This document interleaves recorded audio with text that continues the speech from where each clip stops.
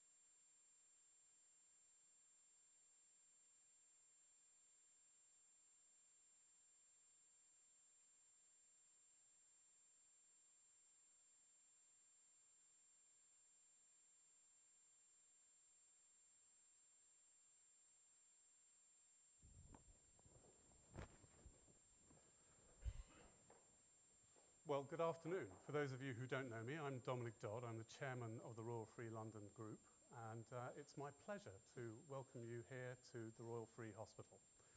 From our team here, we have some of our doctors and nurses, some of our allied health professionals, domestics, support staff, patient governors. From the wider NHS, we welcome colleagues from other hospitals, from primary care, from mental health, from community health, from charities and think tanks, from arm's length bodies, from regulators. I hope I haven't forgotten anyone. So you're all very welcome. It's a reminder in this room of the very many professions and the very many partnerships that make up the NHS family. And on everyone's behalf today, I'd like to welcome the Prime Minister, the Chancellor, the Secretary of State, and the Chief Executive of NHS England, who've been with us this morning. They've had a chance to meet some of our staff, to talk to some of our patients. And I know that they will have learnt about, firsthand, they will have learnt some of the pressures that our staff are working under, but also some of their passions. The passion for making things better for patients, the passion for learning and for sharing that learning, and perhaps above all, the passion for the shared endeavour that is the NHS. And the single principle that's at the centre of the NHS is the principle that the only passport to the best care should be need. That's the principle on which this hospital was founded. I know it's the principle to which many people in this room have dedicated their working lives. And I know you will agree with me that when the NHS was set up 70 years ago to make that principle apply to all, that was one of this nation's greatest achievements. So in this anniversary year, all of our minds are turning towards one question, which is, how is that principle, with all of the challenges, all of the pressures, how is that principle going to be taken forward for future generations? To talk about the government strategy for the next step of the NHS, please join me in welcoming Theresa May, the Prime Minister.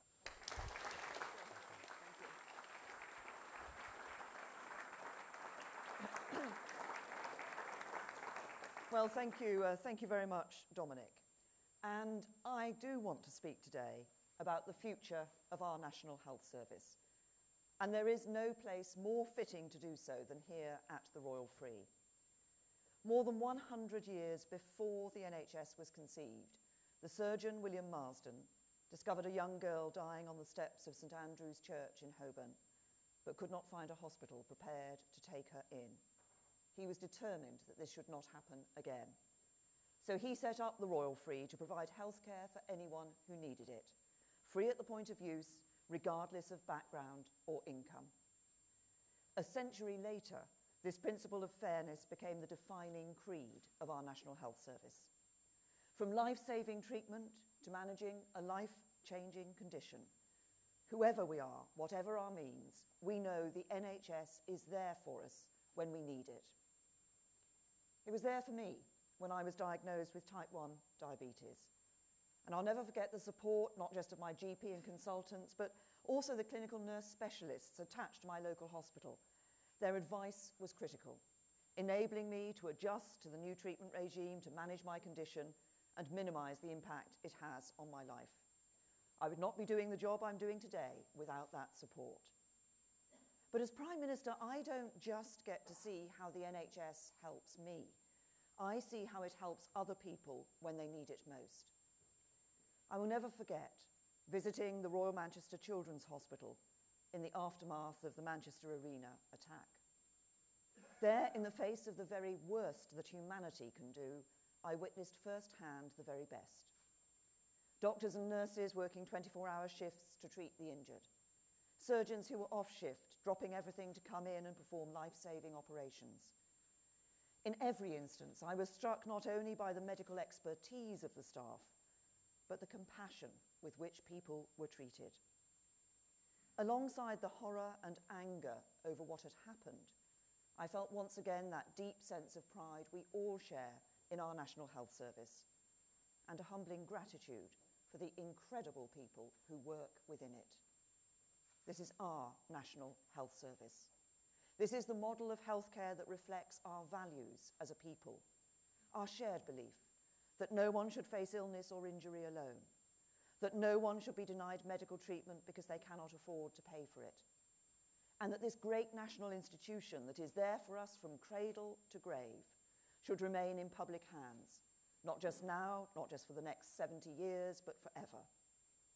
So today, as it approaches its 70th birthday, I want to talk about how we preserve those values of fairness on which our NHS was founded, whilst building the NHS of the future, ensuring that it will be there for our children and grandchildren and beyond, just as it has been there for us in the past. The NHS was the crowning achievement of the post-war Labour government. It is why in the members' lobby of the House of Commons, Attlee stands alongside Lloyd George, Churchill and Thatcher as one of the 4 great 20th century prime ministers. But the NHS does not belong to a single political party. The coalition government that led the country through the Second World War proposed the idea. It was born of a national determination that the country we would build after the ravages of war should be a fairer and more civilized nation. A nation where the giant evils of squalor, ignorance, want, idleness, and disease should be tackled by collective effort. There was a cross-party consensus on the core principles that underwrite our NHS. In its 70 years, it has been under the stewardship of Conservatives for 43 years and Labour for 27 years. And throughout that time, its core values have endured. When we took office in 2010, we recognised its unique importance. At a time when we had to make difficult decisions on government spending in order to deal with the deficit left to us, we protected and prioritised the NHS with real terms increases in spending each and every year. And that investment has delivered significant improvement for patients. Clinical outcomes are better for almost every condition, with, for example, 7,000 more people alive today due to improved cancer survival.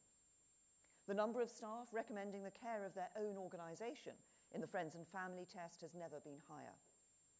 We're leading one of the largest expansions of mental health services anywhere in Europe.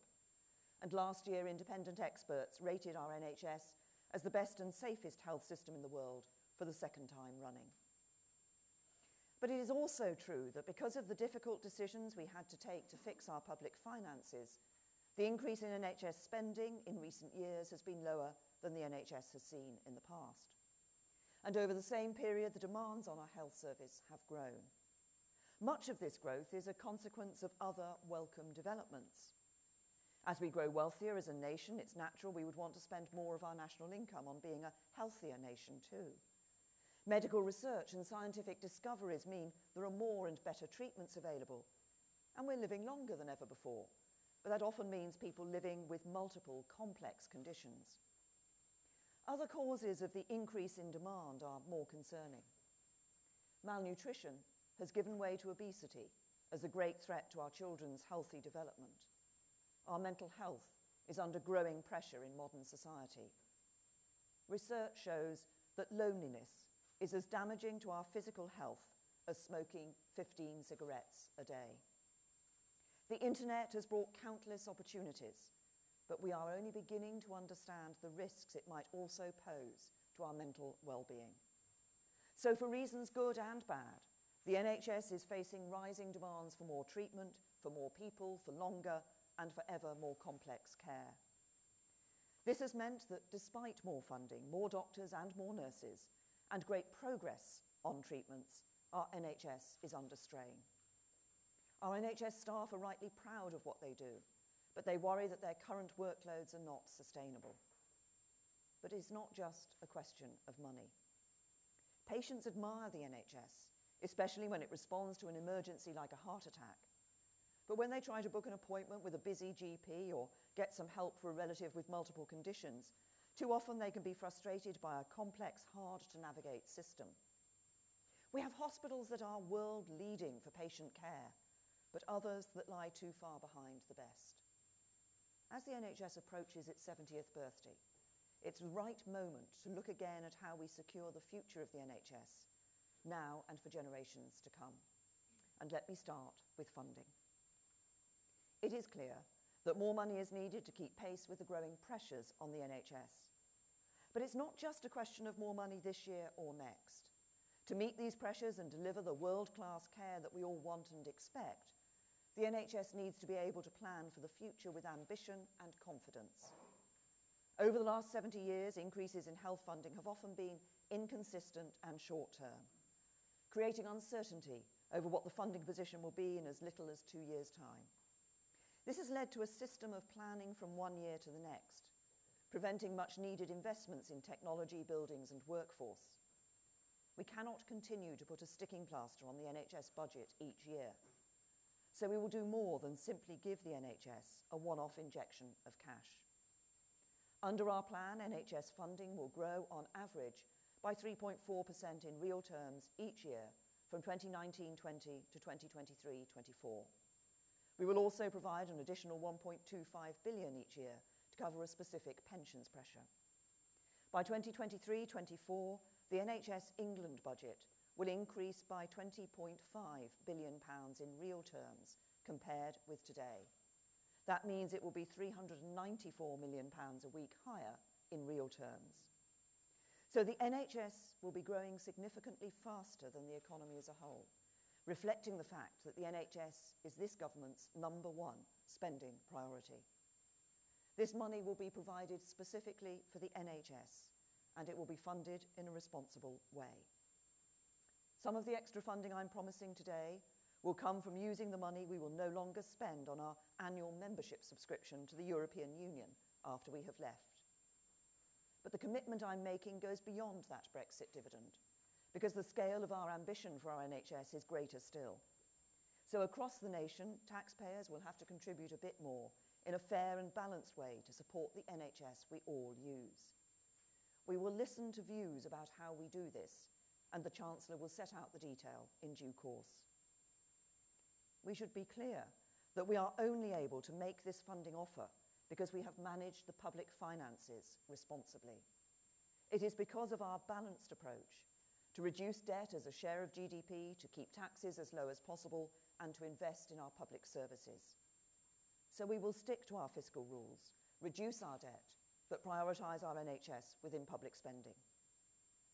We also know we need to improve social care and continue to support prevention and public health, both for the benefits they bring in themselves and to relieve pressure on NHS care. So we will come forward with proposals to put social care on a more sustainable footing, and we will set out budgets for both social care and public health as part of the forthcoming spending review. But equipping our NHS for the future is about more than what we put in. It also depends critically on what we all get out. In 2002, the then Labour government significantly increased NHS funding, but much of this did not go on directly improving patient care. That cannot happen again. So in return for this increase in funding, the government will agree with the NHS later this year a 10-year plan for its future. This must be a plan that ensures every penny is well spent. It must be a plan that tackles waste, reduces bureaucracy, and eliminates unacceptable variation, with all these efficiency savings reinvested back into patient care. It must be a plan that makes better use of capital investment. The founding of the NHS was remarkable because it changed the nature of healthcare as we know it. We now have the opportunity for a similarly profound transformation. At its heart, it's about building an NHS around the needs of the patient, taking the principle that the NHS provides care no matter who you are or what your means, and transforming it into the principle that everyone deserves the right care in the right setting at the right time. To do this, we need to break down the barriers between providers so that staff and patients are empowered to work together across organisations, so that we have a health and social care system that addresses your physical, mental and social care needs together, not as separate problems to be dealt with in isolation. We will need a workforce that is empowered to deliver the best possible outcomes, flexible enough to adapt to new models of care and valued for their commitment to our NHS. We have the opportunity to lead the world in the use of data and technology to prevent illness, not just treat it, to diagnose conditions before symptoms occur, and to deliver personalised treatment informed not by not just by general understanding of disease, but by your own data, including your genetic makeup. If we want not just to cope with an ageing population, but thrive too, we will need a renewed focus on prevention. And finally, we will not have succeeded in building the NHS of the future unless we recognise the importance of looking after our mental health just as much as our physical health. And we put the resources into mental health care to make that a reality. So these are my 5 priorities. Putting the patient at the heart of how we organise care, a workforce empowered to deliver the NHS of the future, harnessing the power of innovation, a focus on prevention, not just cure, and true parity of care between mental and physical health. And I know that all of this is possible because much of it is already happening in parts of our NHS right now. Indeed, the NHS we want to build for tomorrow can already be found in the very best of the NHS today. We see it in the Royal Marsden Hospital and its academic partner, the Institute of Cancer Research, ranked as one of the top 4 centres in the world for cancer treatment. We see it in innovative examples of integrated care, like in mid-Nottinghamshire, where teams of different professions and staff from the NHS and local authority have worked together to reduce hospital admission by 6% and care home admission by 20%. We see it in new models of social prescribing, like in Somerset, where over 400 local care providers and volunteers are working together to support those whose health is being affected by loneliness. We see it in outstanding NHS leaders who are using their expertise to improve other organisations, just as David Sloman and the team here at the Royal Free have been doing with Barnet and Chase Farm, and now with North Middlesex. At its best, the NHS is world-class, but for decades it has been a challenge to spread that best practice. When I brought together some of the most outstanding NHS leaders, they told me why. Those who were innovating felt they were going against the grain. They described the competing incentives that led to negotiations between different organisations at every step, and business cases and templates that seemed to put process ahead of patients. Those who were taking on struggling trusts said their organisations were not compensated for their effort and wasted too much time on reporting. As one chief executive put it, sometimes you can spend so long reporting and providing assurance about the organisation you're trying to help that you don't actually have time to do the work that is needed. So a critical part of the long-term plan for our NHS must be to change this. As Nye Bevan said at the second reading of the NHS bill, our intention is that we should universalise the best, that we shall promise every citizen in this country the same standard of service. Our long-term plan must empower NHS leaders to spread the very best of the NHS to every part of the country. It must properly recognise and reward those who do so and hold those responsible for poor performance to account. It must also make it easier to break down the barriers between different organisations to deliver integrated patient-focused care, so people don't feel like a pinball in a machine, bounced from one part of the system to the next, re-explaining to the next healthcare professional what they just said to the previous one. And so they don't end up stuck in hospital when they could be better cared for in the community or at home, or waiting to see a GP when they could be at a pharmacy or getting help over the phone or online. For example, as many as 1/3 of people in hospitals stay longer than they need to medically because they can't get the care they need in the community in time. Yet for people aged over 80, 10 days of bed rest in hospital leads to the equivalent of 10 years of muscle ageing. Ensuring people get the right care in the right place at the right time is not just about what is most efficient for the NHS, it is fundamental to the quality of care. To deliver such a transformation right across the NHS, we must invest in the workforce to deliver it. Our NHS staff are the lifeblood of our NHS. They care for 1 million new patients every 36 hours. They're the doctors and nurses who look after us, not only with clinical expertise, but with compassion. They're the researchers and pioneers at the cutting edge, creating new NHS treatments. They manage the GP surgeries, outpatient clinics and operating theatres that we all rely on.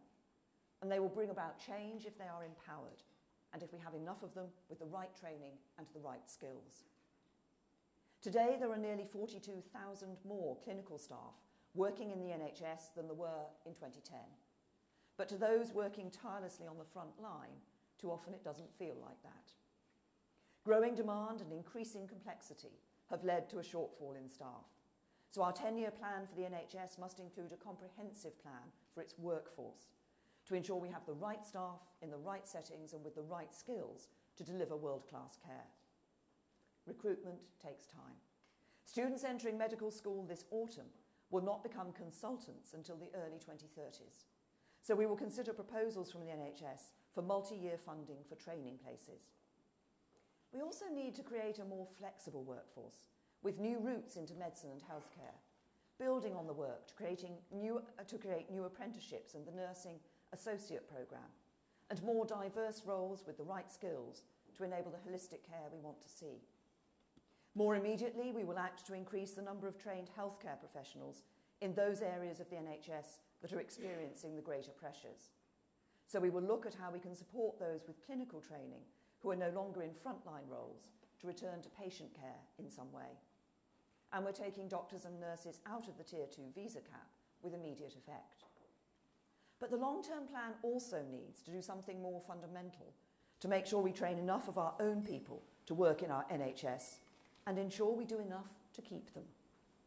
It cannot be right long-term to rely so heavily on highly qualified health professionals from parts of the world where they can be desperately needed. To do that, we need to make careers in the NHS more attractive. We need to recognise that today working practices in the NHS have not caught up with modern lifestyles. Think of the nurse working beyond his shift for the 5th day in a row who can't pick up his children from school. Think of the junior doctor with limited choice about where and when she works, who has to alter her plans because rotas are changed at the last minute without her having any say. Many people working in our NHS will look at the flexibilities their friends and families enjoy and see that their own jobs don't offer anything like the same. And the same is true of career development. Too often this is based around an assumption that people will want to do the same type of job for most of their career. For some that might be right, but others would embrace opportunities to learn new skills, take on new roles with new types of responsibility. To change this, the long-term plan must fundamentally reset the deal between the NHS and its staff.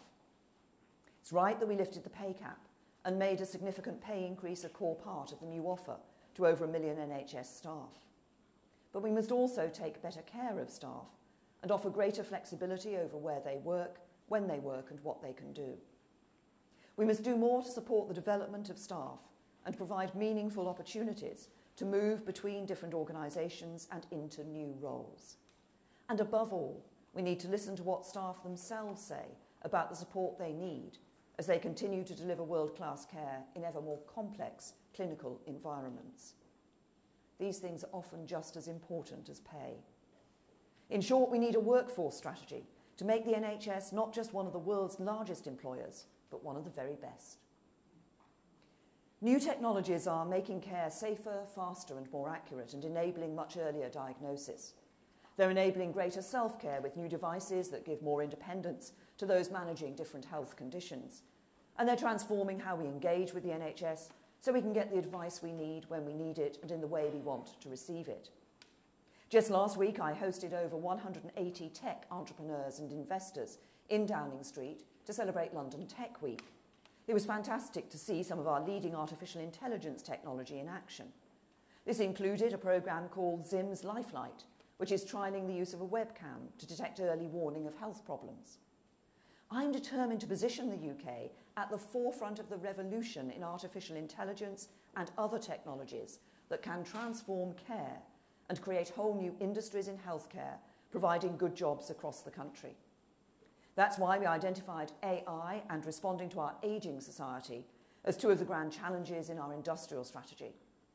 Our first two missions within those grand challenges are to use AI to diagnose at least 50,000 more people with cancer at an earlier stage within 15 years, and to give people 5 more years of healthy, independent living by 2035. All of this underpinned by the additional £7 billion we've allocated to research and development. There are already devices that combine with smartphones to enable sophisticated home self-care and remote monitoring. From blood pressure cuffs to smart inhalers and remote sensors, that can detect changes in heart rhythm and track them on your phone. Systematically implementing digital innovations with the strongest evidence base will have a transformative effect. And I've seen the beginnings of that myself. As a type 1 diabetic, I've recently changed the way I monitor my blood sugar, so I don't need to prick a finger for blood so often. When I attended the Juvenile Diabetes Research Foundation Awards earlier this year, I was hearing about an artificial pancreas in development that could dispense altogether with the need for multiple daily insulin injections. We also need to invest in technology to improve the way care is delivered. This includes pioneering the further development of a vast array of apps which allow people to access health support online, by email, by phone, or face-to-face, depending on what they need, what they want, and what is convenient to them. Put simply, our long-term plan for the NHS needs to view technology as more than supporting what the NHS is doing already. It must expand the boundaries of what the NHS can do in the future in the fastest, safest, and most ambitious way possible. My next priority for the 10-year plan is to create a renewed focus on the prevention of ill health. Whether it's cancer, heart disease, diabetes, or a range of mental illnesses, we increasingly know what can be done to prevent these conditions before they develop, or how to ameliorate them when they first occur. This is not just better for our own health. A renewed focus on prevention will reduce pressures on the NHS too. As a government, we're committed to national action where we believe this can help people to make healthier choices. And that's, for example, why we published our world-leading childhood obesity plan in 2016, and why we'll be taking this further in the coming weeks. But I want our long-term plan for the NHS to help every individual at a more personal level. For we can increasingly use world-leading expertise in genomics to understand the risks to our own individual health. And we can draw on cutting-edge technology to monitor a condition and identify the actions we can take to remain healthy.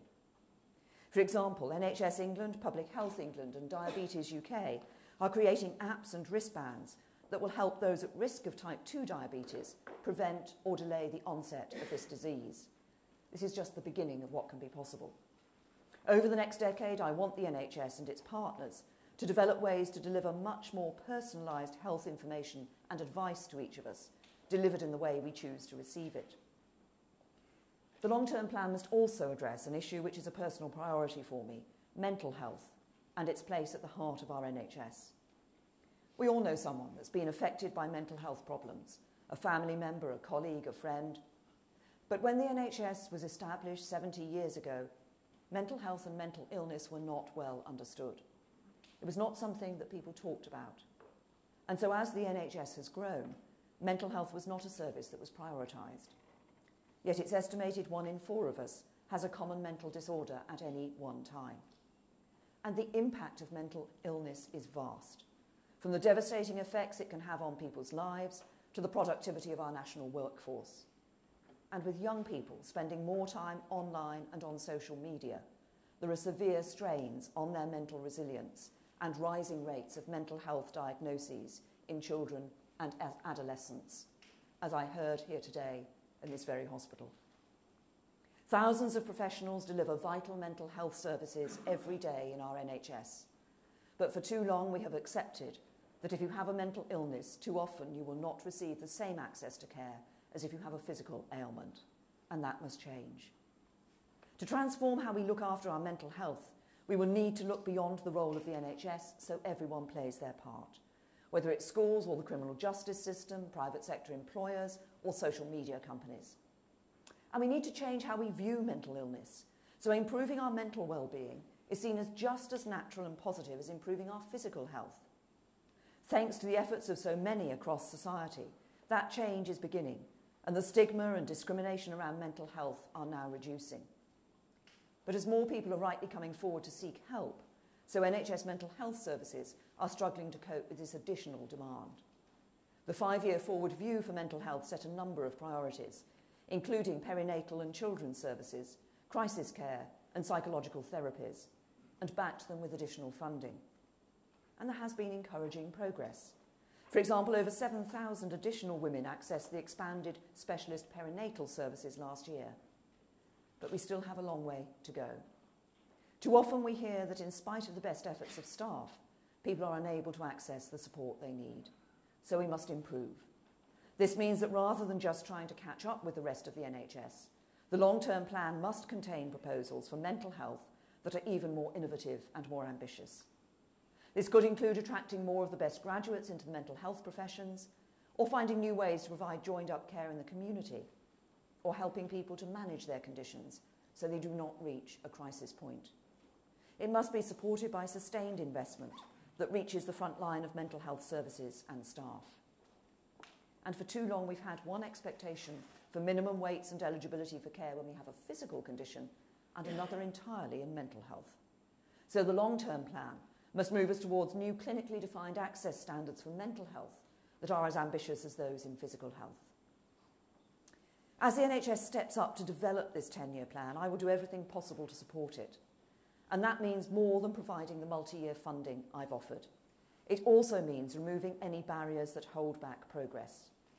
And I believe that right now, parts of our regulatory framework might be doing just that. The intentions behind the creation of the internal market in the early 1990s were right. It's right that those commissioning health services should be close to the populations they serve. They understand the specific needs of the people in their area, and they can choose the providers and services that best meet those needs. It's also right that the best providers should have greater autonomy than those that are struggling. This drives innovation in care that would otherwise not happen. But I believe that as our NHS evolves and delivers more joined-up care across different services, we should make sure the regulatory framework keeps in step and does not become a barrier to progress. So I think it is a problem that a typical NHS clinical commissioning group negotiates and monitors over 200 different legal contracts with other different parts of the NHS. It's too bureaucratic, inhibits joined-up care, and takes money and people away from the front line. So where legislation is making it harder for professionals from different parts of the NHS and different local authorities to work together, we should be prepared to change it. Where it is resulting in overly bureaucratic processes, we should be prepared to change it. And where it is making it harder to hold NHS leaders accountable for delivering better outcomes for people, we should be prepared to change it. However, as we do this, I believe that any legislative proposals should be led by the health and care community, as recommended by the Health and Social Care Select Committee. We must learn the lessons of the past and not try to design or impose change from Whitehall. So as the NHS develops the 10-year plan, we will consider any proposals from the NHS on where legislation or current regulation might be creating barriers. And where we feel that action is required, we will look to build the broadest possible consensus in Parliament, so we truly create an environment in which the NHS can get on with delivering the long-term plan. Similarly, as the NHS develops the priorities and outcomes the long-term plan will deliver, we would like clinicians to confirm the NHS is focused on the right targets for both physical and mental health, which incentivise the best care and outcomes for patients and have the broad support of our health professionals. Finally, I focus today on the NHS in England because that is the responsibility of the UK government. It is the devolved administrations in Scotland, Wales and, when sitting again, Northern Ireland, which have responsibility for the NHS in their parts of the UK. But because the UK government is increasing NHS spending in England, extra money will go to Scotland, Wales and Northern Ireland under the Barnett formula, which ensures every part of the UK gets a fair share of public spending. While it's up to the devolved administrations to spend the money as they see fit, I believe everyone in the UK should benefit from this extra funding for the NHS. So I urge the devolved administrations in Scotland and Wales to use this money to improve the NHS and to develop their own long-term plans for NHS Scotland and NHS Wales. This way, the vision I have set out today can benefit the whole United Kingdom. The National Health Service is not the property of any one party or government. The clue's in the name. It belongs to the nation. Over 70 years, it's been held in trust by each generation for the next. But those 7 decades have not been years of stasis. They have been years of constant evolution and growth. Each generation has had to play its part in helping the NHS to meet the changing needs of the people it serves. The values and principles of 1948 remain indelible, but how we make a reality of them in the modern NHS of 2018 has changed beyond recognition from the starched caps and bedsteads of post-war Britain. The NHS that celebrates its 100th birthday in 2048 will be able to achieve things which today we can scarcely imagine, but only if we at this moment take the action necessary to secure the NHS's future. That is what the long-term plan for the NHS will do.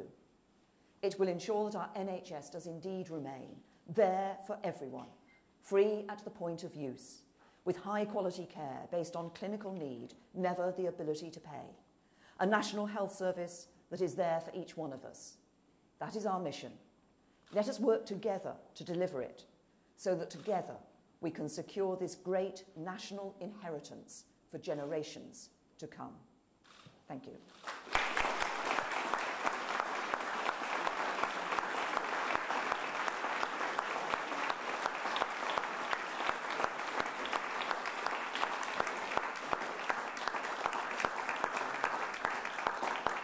Thank you. Now I'm going to take a few questions from the media. Laura. Thank you, Prime Minister. Laura Kunsberg, BBC News.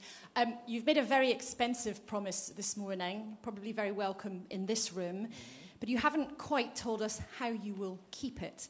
Can you be plain with the public? Are you telling working families to get ready to pay more tax?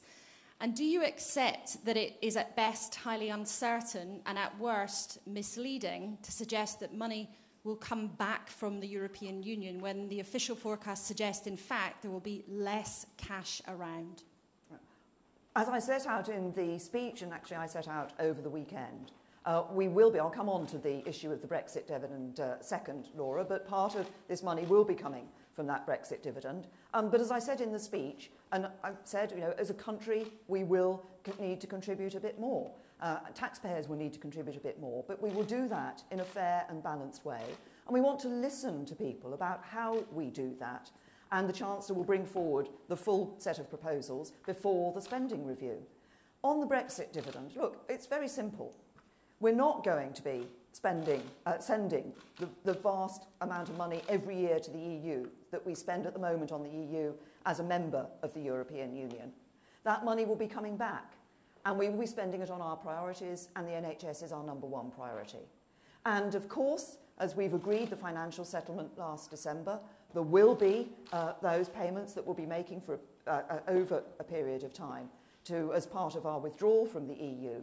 But there will still be more money coming back from the EU, and our priority for that is the NHS. Do I see Steve? Yes. Prime Minister Steve Hawkes at The Sun. Sorry to push you on tax, but can you or perhaps the Chancellor who's sitting down there rule out an increase in income tax, national insurance and VAT to pay for this? And can you tell us what polling you have seen that suggests that people just about managing families are willing to pay that bit more to safeguard the NHS?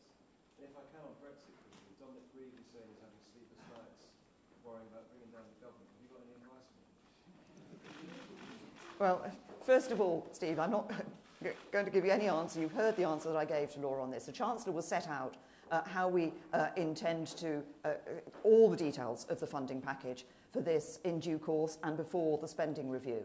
But I'm very clear that as we look at, as a country, contributing a bit more, we will do that in a fair and balanced way. And on the Brexit issue, look, the EU withdrawal bill that is back in the House of Lords today is an important bill. It's an important part of the legislation we need in order to be leaving the European Union. And I would hope that everybody will see that's why, as we keep faith with people who have voted to leave the European Union, and many of those who didn't but who now say, actually, let's just get on with it, we need to ensure we're putting this legislation into place. And, but as we do that, of course, we've been listening to the concerns about the role of Parliament, but we need to make sure that Parliament can't tie the government's hands in negotiation and can't overturn the will of the British people. See. Sorry, yes. Prime Minister, it's Allegra Stratton from ITV News. You've talked about the NHS being there for people that need it. On Friday night, 12-year-old Billy Caldwell needed it. He was having severe epileptic seizures, and he needed you to release his drugs, otherwise he would die. The country, I think, most people were overjoyed that you did release those drugs, but they are illegal drugs, and everybody needs to know what next. So the questions are, this morning your health secretary told me that there was a review into the legalisation of medicinal cannabis. Is that correct? There's some confusion about whether that's the case. He also told me he personally backed the legalisation of medicinal cannabis for those that need it and where there's evidence they need it. Do you agree with him? Well, first of all, obviously, as you've said, the decision was taken over the weekend in the particular case that you mentioned. Look, it is possible for medicinal cannabis to be used. But what we need to ensure is that we're listening to clinicians, we're listening to people as we do that. Do we need to look at these cases and consider what we've got in place? Yes. But I think what needs to drive us in all of these cases is actually what clinicians are saying about these issues. We have, of course, there's a very good reason why we've got a set of rules around drugs because of, and around cannabis and other drugs because of the impact that they have on people's lives. And we must never forget that. But we already have an ability for licenses to be granted in relation to medicinal cannabis. Do we need to make sure that's right and able to be dealing with cases when it needs to? Yes, we do. Is the health secretary Jason. There needs to be a review? He told me there's a review. Is that correct? We are looking at whether we have the right process for ensuring that we can license these drugs when that is, when clinicians feel that they should be licensed. Jason. Jason Gross from the Daily Mail. Will you scrap NHS car parking charges, which are a burden on staff and patients in hospitals like this? And could I also ask, you believe in politicians keeping their promises. Should John Bercow keep his promise at the end of the week and step down?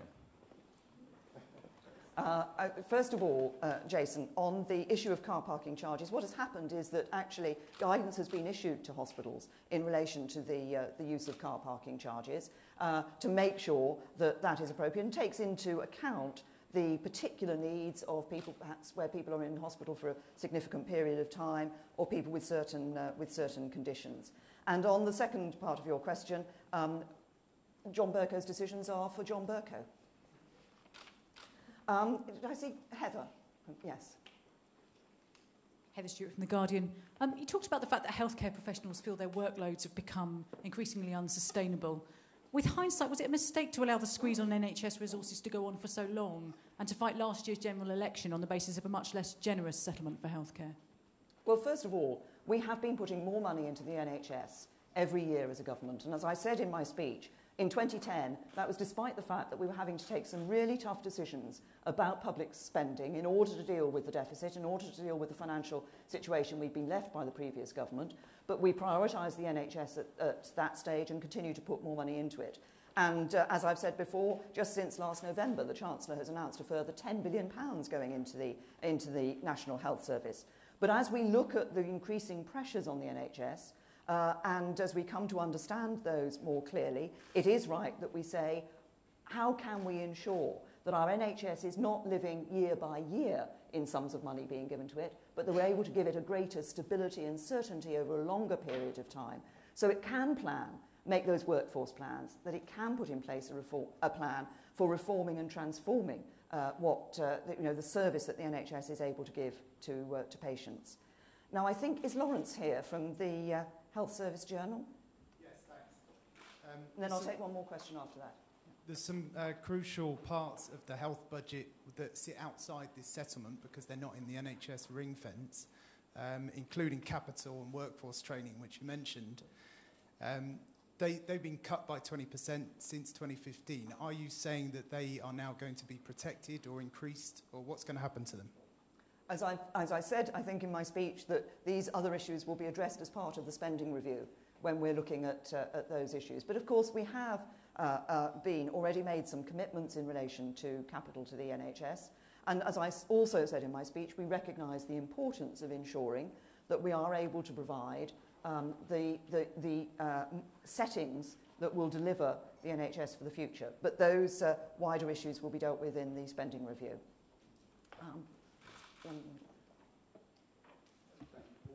Paul Kelso, Sky News. Under the current funding settlement, the NHS has record waiting lists. This winter was the worst ever performance in A&E, and there's a staffing crisis. When can patients expect to see an improvement as as a result of this new money?